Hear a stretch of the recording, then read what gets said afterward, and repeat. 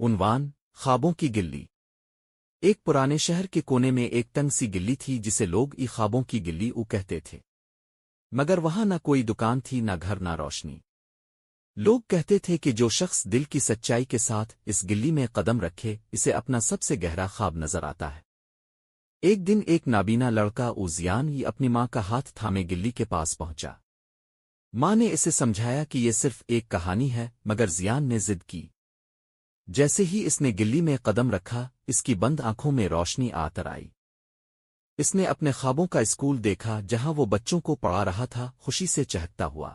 ماں حیران رہ گئی کیونکہ زیان کی آنکھوں سے آنسو رواں تھے، مگر وہ مسکرا رہا تھا۔ واپس آ کر اس نے دنیا کے نابینا بچوں کے لیے ایک چھوٹا سا اسکول کھول دیا۔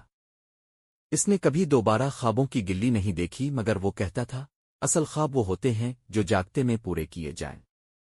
سبق: ہر خواب اگر دل سے چاہا جائے روشنی بن کر حقیقت بن سکتا ہے۔